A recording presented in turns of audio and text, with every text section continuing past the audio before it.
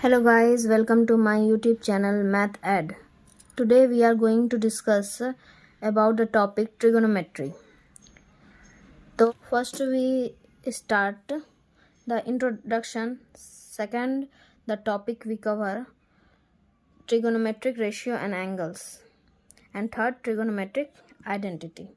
ठीक है, तो ये 3 टॉपिक आज हम लोग डिस्कस करेंगे कि ट्रिगोनोमेट्री में क्या क्या आगे आने वाला है। ठीक है, तो सबसे पहले इंट्रोडक्शन की बात आती है। तो बेसिकली पहले जानना होगा कि ट्रिगोनोमेट्री आखिर टॉपिक है क्या।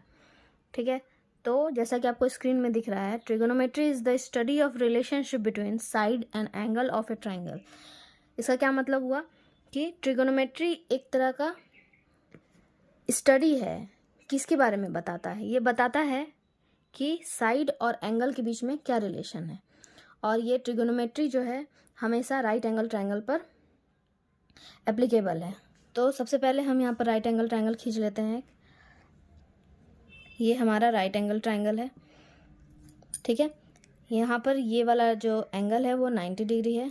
हम इसका नाम लिख देते हैं ABC। ठीक है, तो सबसे पहले राइट एंगल ट्रायंगल में हम ये जानते हैं कि ये जो सबसे लॉन्ग साइड है, सबसे बड़ी जो साइड है, इसको क्या कहते हैं? हम हाइपोटेनस कहते हैं।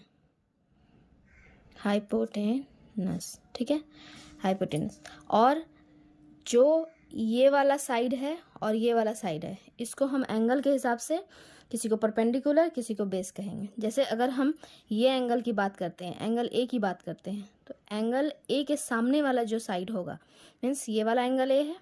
ठीक है, इसके सामने वाला जो साइड है ये BC, ये क्या कहलाएगा? इसके हिसाब से मेरा ये परपेंडिकुलर कहलाएगा। ठीक है, परपेंडिकुलर। और इससे जो इस एंगल से ये जो सटा हुआ साइड है, ये हमारा एडजेसेंट साइड कहलाएगा। ठीक है, एडजेसेंट साइड। ये तो एंगल ए के हिसाब से हुआ। और अगर इसी तरह हम एक दूसरा ट्रायंगल लेते हैं, राइट एंगल ट्रायंगल, इसमें भी ये इस एंगल को हम एंगल B मान लेते हैं, इसको C मान लेते हैं, इसको A मान लेते हैं। तो अब इस एंगल C के हिसाब से पहले हम लोग किसके हिसाब से देखें? पहले हम लोग एंगल A के हिसाब से देखें। अब हम लोग देख रहे हैं एंगल C के हिसाब से। एंगल C के हिसाब से मेरा परपेंडिकुलर कौन सा हो जाएगा? मेरा परपेंडिकुलर इसके सामने वाला जो साइड होगा, ये मेरा परपेंडिकुलर हो जाएगा। ठीक है, और हाइपोटेनस तो हमेशा ये 90 डिग्री के सामने वाला साइड होता है हाइपोटेनस, ये हाइपोटेनस हो गया। और इसके हिसाब से बेस मेरा क्या हो जाएगा? ये BC मेरा बेस हो जाएगा। ठीक है, तो अब देखिए यहाँ पर एंगल के हिसाब से परपेंडिकुलर और एडजेसेंट साइड जो है चेंज हो गया। एडजेसेंट साइड कहें या बेस कहें। ठीक है, तो एंगल A के हिसाब से ये वाला परपेंडिकुलर था, लेकिन एंगल C के हिसाब से ये वाला क्या है? हमारा बेस है। उसी तरह एंगल A के हिसाब से ये मेरा बेस था, लेकिन एंगल C के हिसाब से ये मेरा परपेंडिकुलर है। ठीक है, तो यहाँ तक हम समझ गए कि ये राइट एंगल ट्रायंगल में एप्लीकेबल है। और एक चीज़ हम जानते हैं राइट एंगल ट्रायंगल में कि पाइथागोरस थ्योरम एप्लीकेबल होता है। इसके बारे में भी थोड़ा सा हम चर्चा कर लेते हैं। पाइथागोरस थ्योरम ये आगे काम आएगा क्वेश्चन वगैरह को सॉल्व करने में। पाइथागोरस थ्योरी है या थ्योरम, जो भी कहेंगे। तो पाइथागोरस थ्योरम क्या कहता है कि हाइपोटेनस का स्क्वायर H फॉर हाइपोटेनस। ठीक है, हाइपोटेनस का square equals to perpendicular square plus base square. इसको अगर आप लिखना चाहें, हाइपोटेनस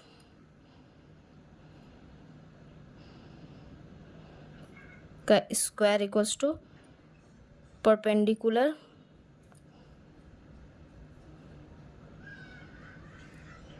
का स्क्वायर प्लस बेस का स्क्वायर। ठीक है, तो यहाँ पर हाइपोटेनस का square equals to perpendicular square plus base square. इसके हिसाब से ये क्या होता है? पाइथागोरस थ्योरम होता है ये वाला। अब इसके हिसाब से देखेंगे कि ये कैसे एप्लीकेबल होगा। तो हाइपोटेनस का स्क्वायर है। अगर हम ये यहाँ पर इस ट्रायंगल में बात करते हैं, तो यहाँ पर हाइपोटेनस मेरा क्या है? AC मेरा हाइपोटेनस है। तो AC का स्क्वायर क्या हो जाएगा? इक्वल्स टू, और इसके हिसाब से परपेंडिकुलर कौन सा है? BC है, तो BC का स्क्वायर लिखेंगे प्लस, और इसके हिसाब से बेस कौन सा है? बेस AB है मेरा, तो AB का स्क्वायर। ठीक है, तो ये मेरा हो गया पाइथागोरस थ्योरम। इसी के हिसाब से हम अगर 2 साइड दिया है तो तीसरे साइड को निकाल सकते हैं किसी भी राइट एंगल ट्रायंगल में। ठीक है, चलिए अब आगे चलते हैं हम। ये तो ट्रिग्नोमेट्री का इंट्रोडक्शन हो गया। अब आगे चल करके हम देखेंगे जो हमारा नेक्स्ट टॉपिक है ट्रिग्नोमेट्रिक रेशियो, ये वाला ट्रिग्नोमेट्रिक रेशियो। तो ट्रिग्नोमेट्रिक रेशियो क्या है अब हम जानेंगे।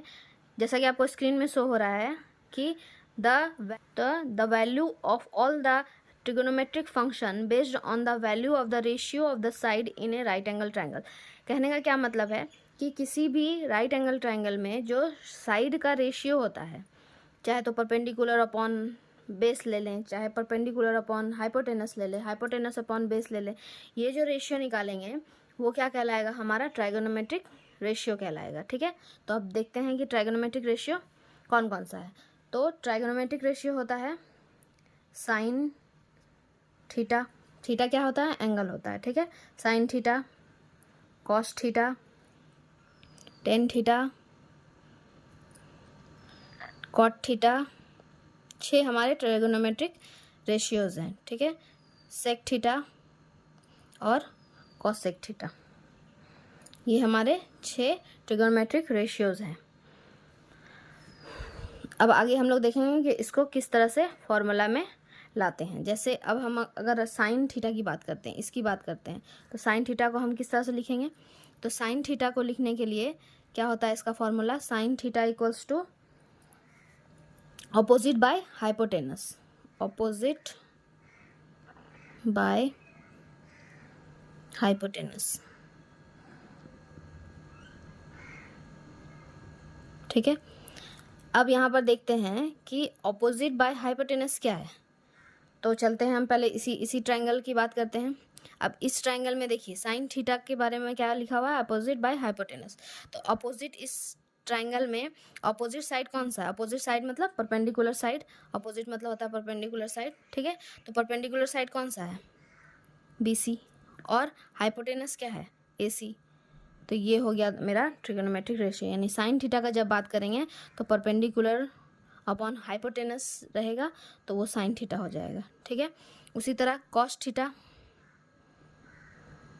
कॉस थीटा होता है base upon hypotenuse, base upon hypotenuse. ठीक है, तो अब इसके हिसाब से बेस मेरा क्या है, बेस है मेरा AB बाय हाइपोटेनस, हाइपोटेनस फिर क्या है AC। तो ये मेरा कॉस थीटा हो गया। अब कॉस थीटा मैंने निकाल लिया, उसके बाद अब टेन थीटा की बात करते हैं। टेन थीटा, टेन थीटा क्या हो जाता है, परपेंडिकुलर अपॉन बेस। तो perpendicular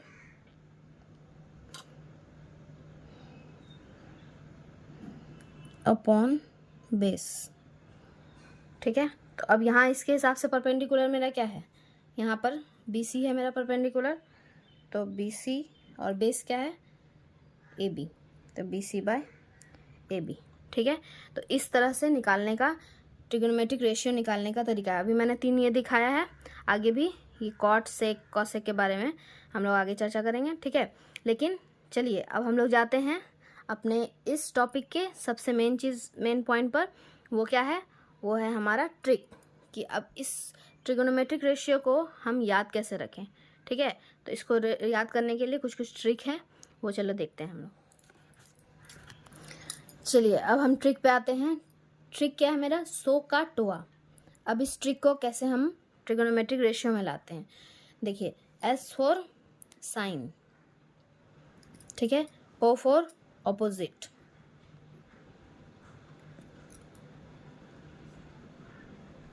H for hypotenuse,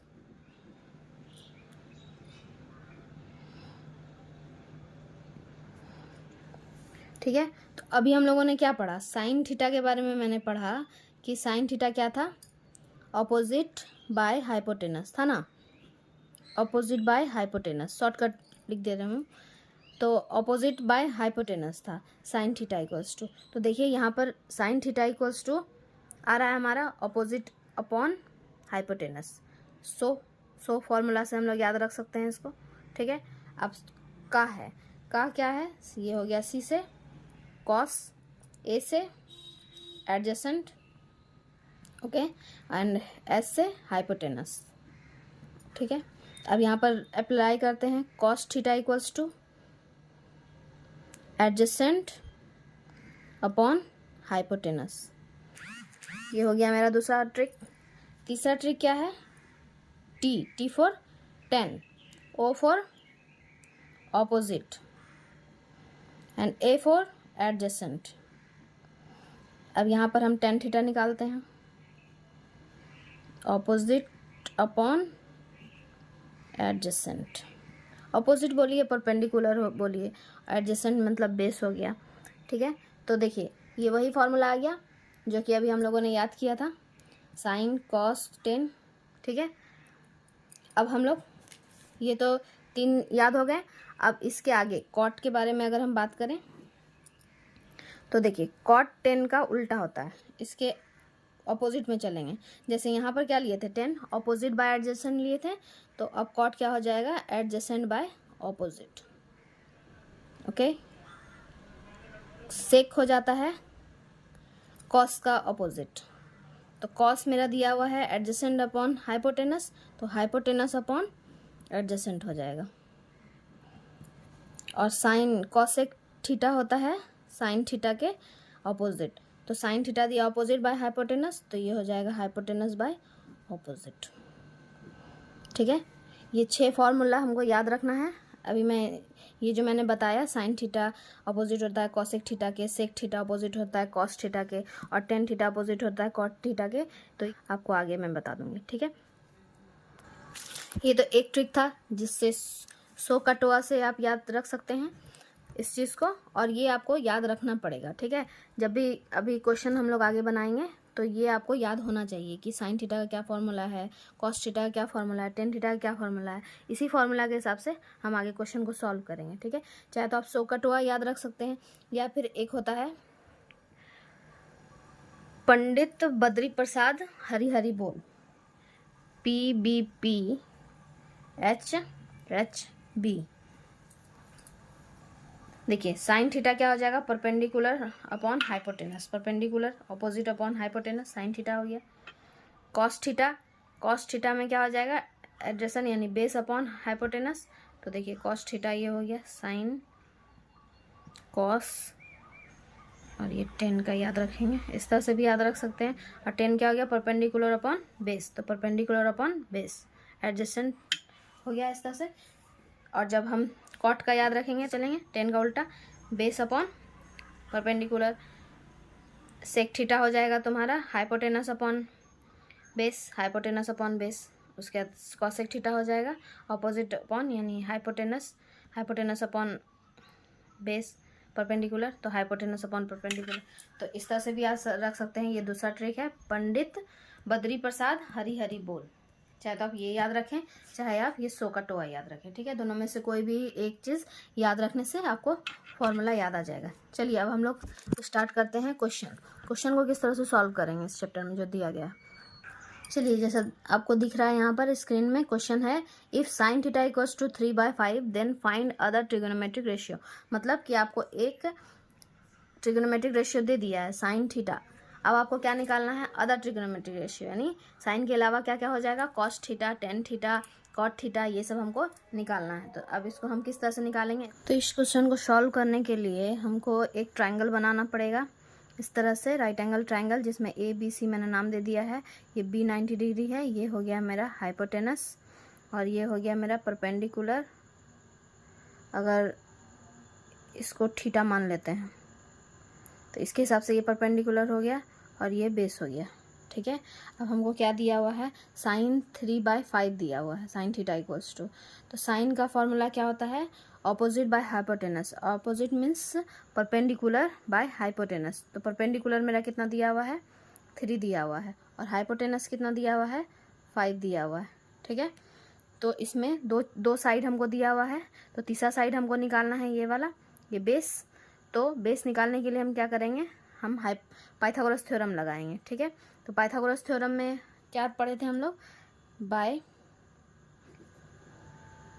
Pythagoras theorem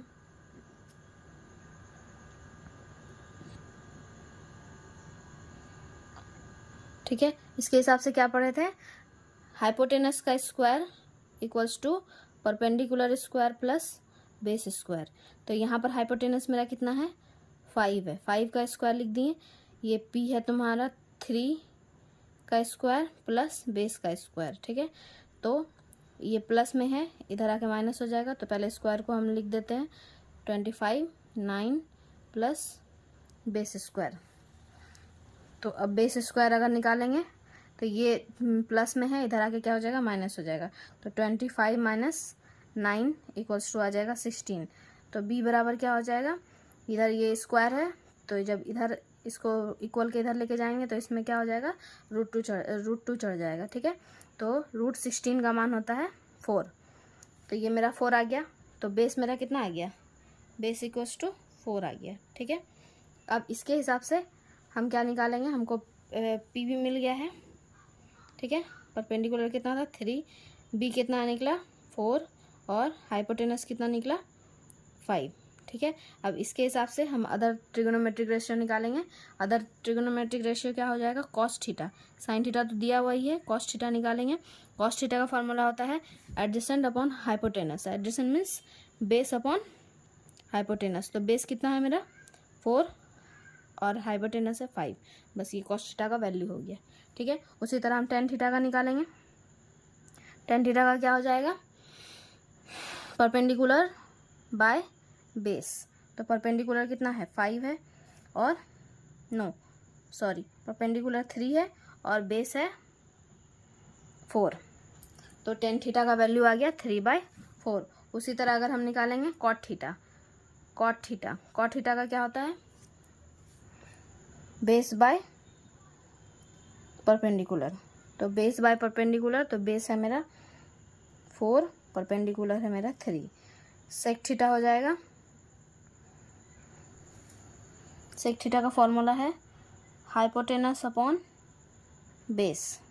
तो हाइपोटेनस दिया हुआ 5, बेस दिया हुआ है 4।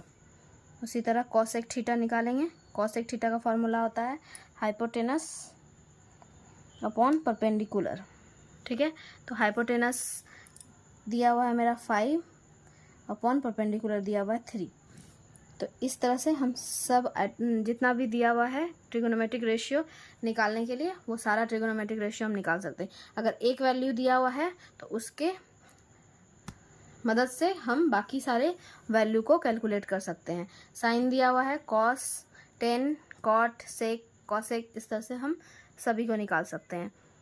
ठीक है, अब आगे की क्लास में हम और कुछ क्वेश्चन सॉल्व करेंगे और आगे इसका एक टेबल आता है 0 degree, 30 degree, 60 degree trigonometric ratio के हिसाब से, तो उसको हम आगे देखेंगे। ठीक है, अगर आप लोगों को मेरा वीडियो पसंद आया हो तो प्लीज़ चैनल को सब्सक्राइब करें, बेल आइकन दबा लें ताकि आपको आने वाले वीडियो का नोटिफिकेशन आपको मिलता रहे, और वीडियो को लाइक कर दें। Thank you.